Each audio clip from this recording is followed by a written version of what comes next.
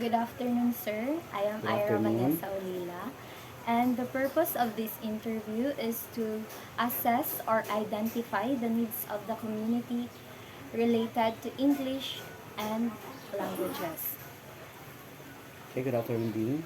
But before we start, I would like to thank you for allowing me to interview you and giving me an ample amount of your time. Thank you, sir. Okay, thank you, Bing. And once again, good afternoon. It is my pleasure that you considered me as one of your interviewee of this project of yours or your assignment for your English subject. It is an honor to share my humble opinion with regards to your queries. I hope that I may be able to answer all your queries um, correctly. Yeah. So, I'm a bit curious po. What's your first language? Well, actually, my first language basically is Bisaya. So, here in Misamis Occidental, we have our uh, dialect. We consider this in local as dialects as Misamisnong Bisaya.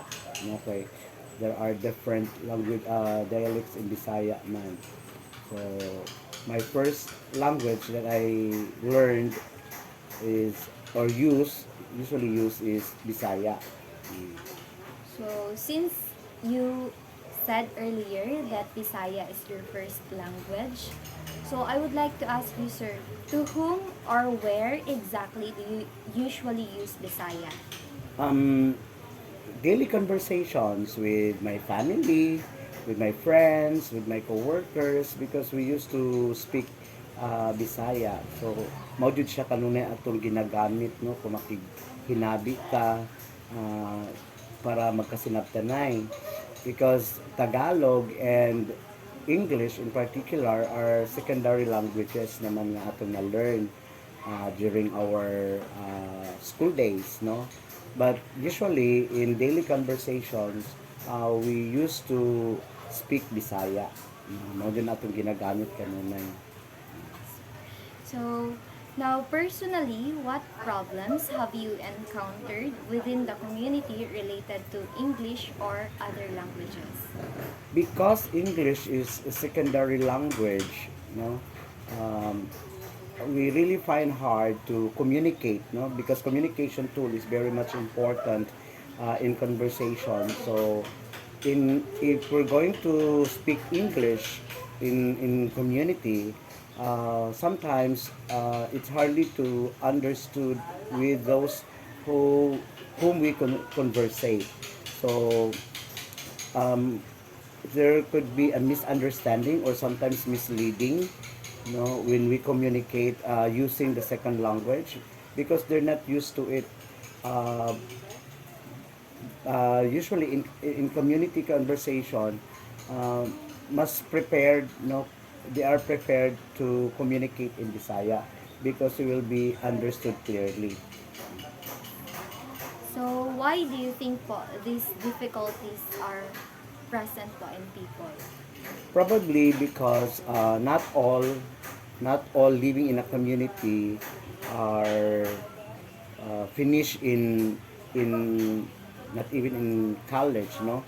Although there are also people um, kanang kuan sila makamao sila mo speak or mo talk English but we're not used to it man good, so mo nang naadjud siya difficulties to speak because we practice our own what we call this one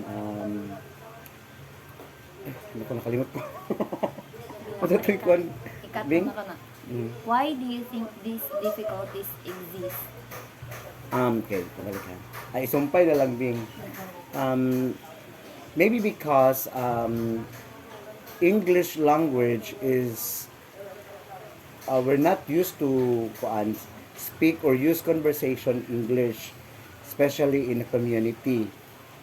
And English is a second language that we learn from school. And there are also people living in community. that who are not capable of kanang communicating English. Mo siguro na ang mga problema nga makita kay Bisaya man jud ang atong ginagamit as our kuan.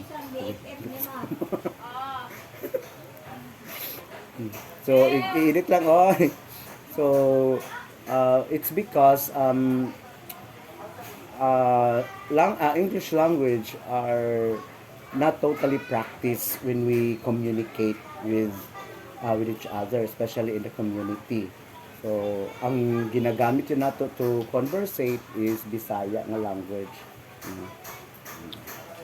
Hindi mo kwanta mo agree or hindi na. Sige. Yes po, I agree because people have difficulties in using English as a medium of communication because we came from different cultures and we vary also language and we vary also the languages that we use. Okay. Yeah, that's true. So, Well, how do these issues affect you as an individual?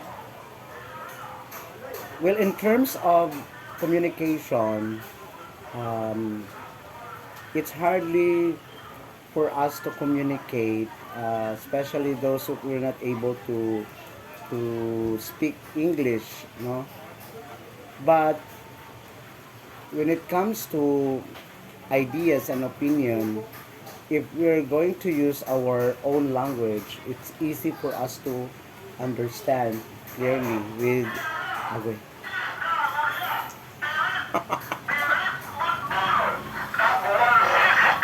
Ito to jogging. Diba sige, yama-yama na to kadit lang. How? Affect you as an individual na tatao. In terms of kanang mo communicate ta, sa unsa man na siya ambot pasabot i-affect nimo sa individual kung kuan ka. Kuan kanang siguro kay kanang ang say tawag na tama. Misunderstood ka sa lain. Okay.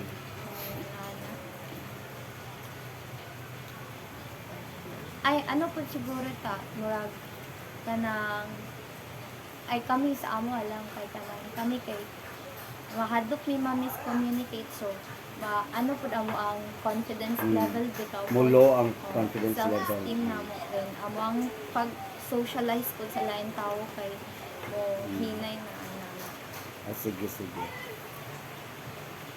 So, in terms of socializing, using English language, sometimes we find it difficult because sometimes other people think that we might be an overacting in terms of communications, or sometimes people will think that we are overpowering their way of Asa kung kuan ba pasabot.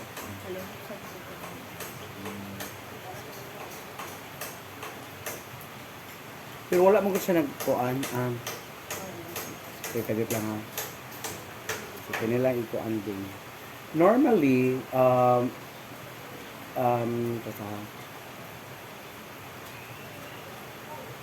well, normally when we communicate with our neighbors, I didn't find difficult to communicate because I used to speak Bisaya.